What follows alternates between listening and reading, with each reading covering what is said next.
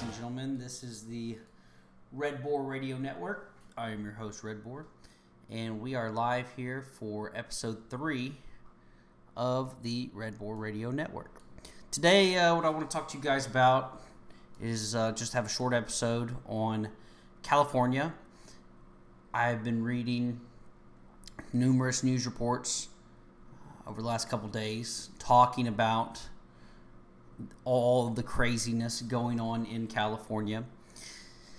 And so I decided to put together a little show to kind of give a quick overview of what's going on and maybe highlight a few of the issues. So, a new report just released today stated that California was the poverty capital of the United States, which has to be hard to believe if you were just an alien dropped in. California has one of the biggest cities in the country, Los Angeles. Silicon Valley is located in California. And there's other numerous industries located in California. Then you add in the massive welfare programs that they have there, and it's kind of hard to believe that they would be the quote poverty capital of the United States. But give me a second, let me get a little drink of coffee here. But according to the Census Bureau, there's the supplemental poverty measure branch of the Census Bureau. California ranks number 1 when it comes to the highest poverty rate in the country. However, given the robust job growth and several large industries in the state, the question of why looms large.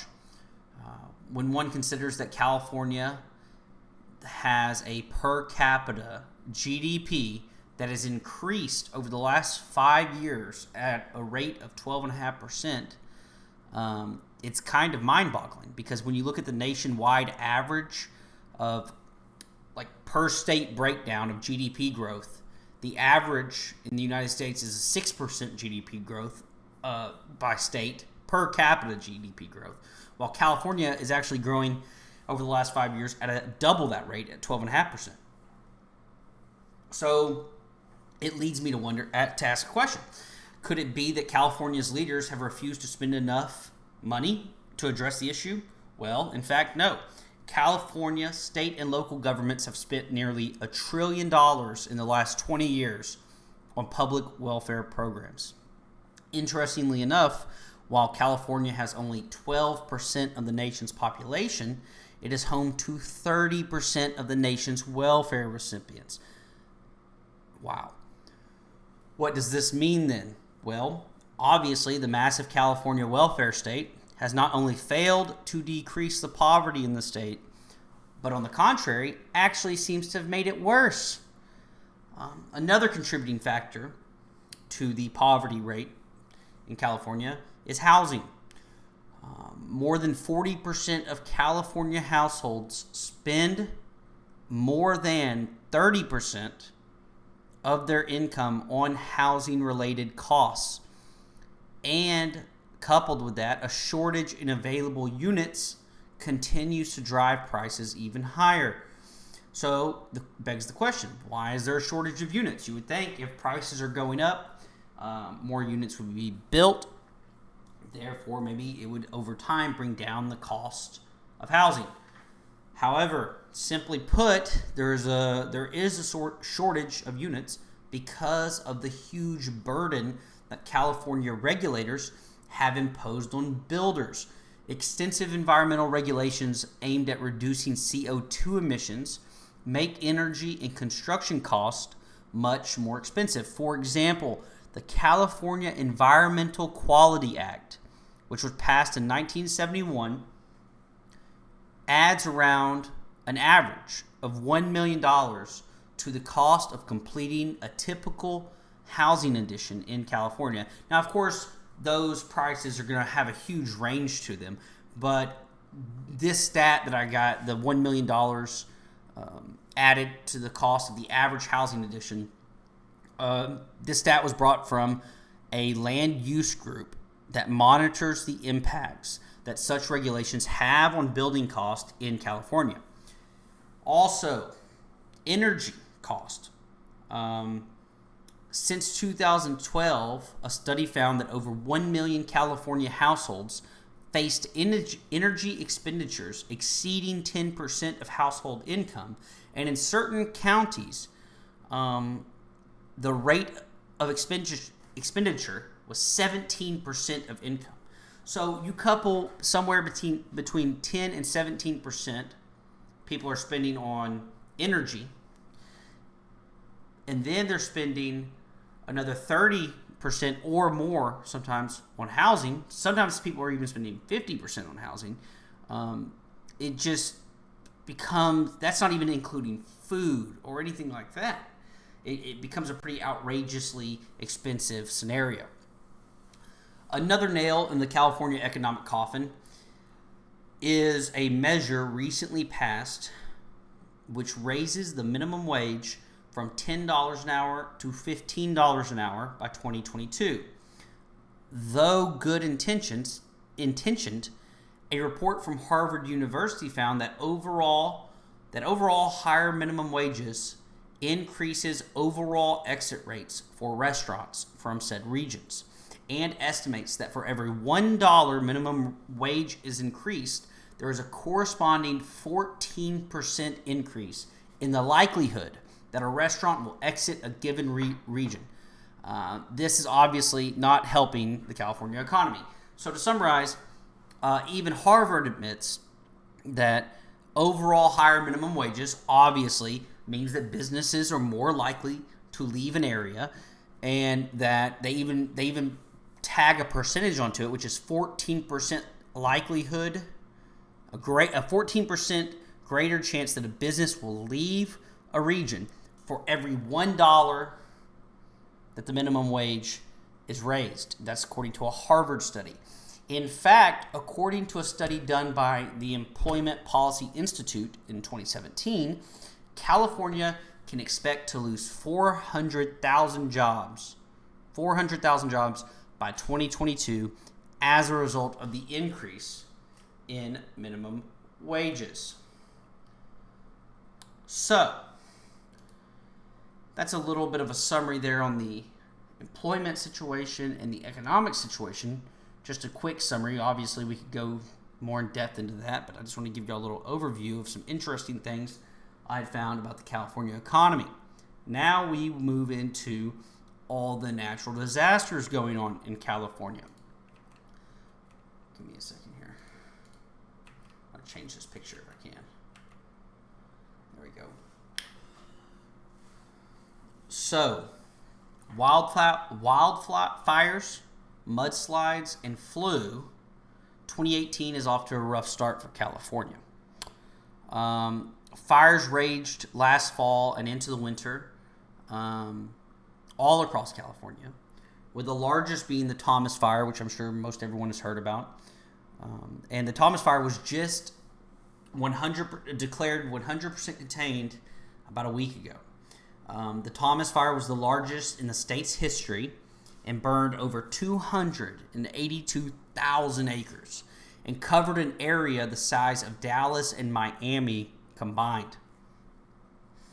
18 people were killed during this fire, and over 1,000 buildings, many of which were homes, were destroyed. Also, rewind a little bit further back into October, and there was a bunch of wildfires in Northern California wine country that actually killed more people than the Thomas Fire. It killed 39 people, but it was a little bit smaller, about 30% less in size. It burned only about 200,000 acres. And then, after the wildfires kind of started getting under control, because of the wildfires, because of the intense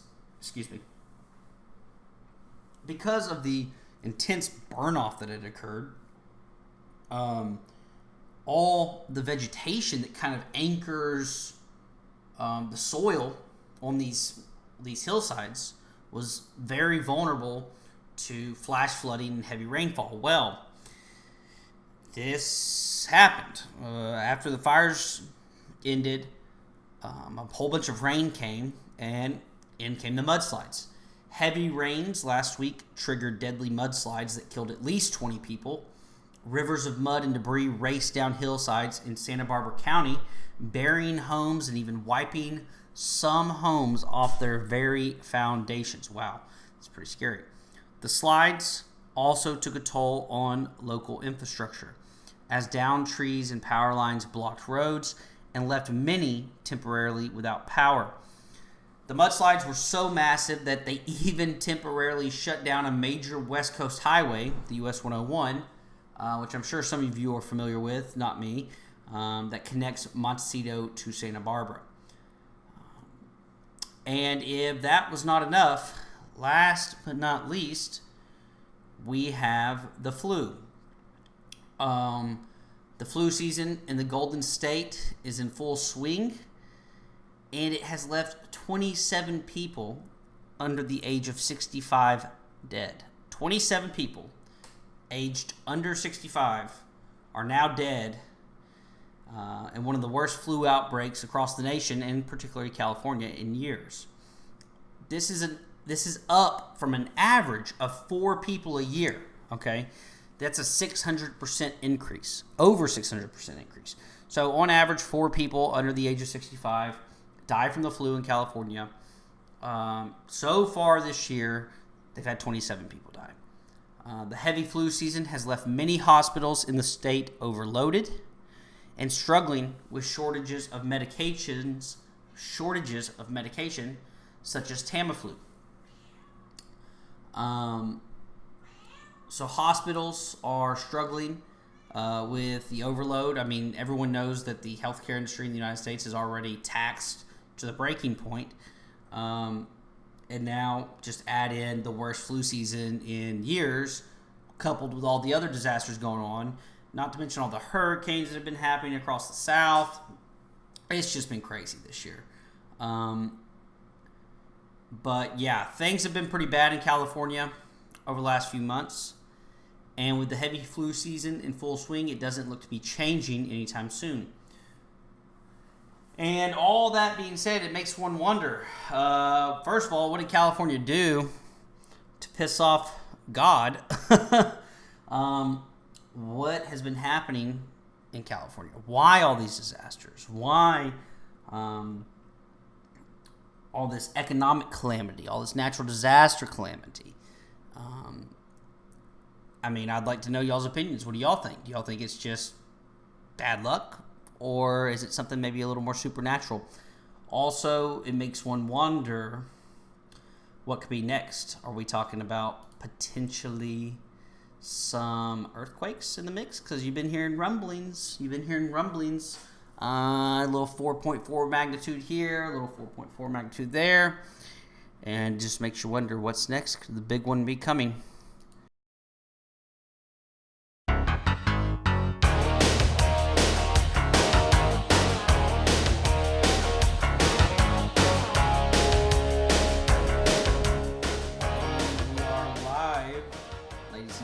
This is the Red Boar Radio Network. I am your host, Red Boar, and we are live here for episode 3 of the Red Boar Radio Network. Today, what I want to talk to you guys about is just have a short episode on California. I've been reading numerous news reports over the last couple days talking about all the craziness going on in California. And so I decided to put together a little show to kind of give a quick overview of what's going on and maybe highlight a few of the issues. So, a new report just released today stated that California was the poverty capital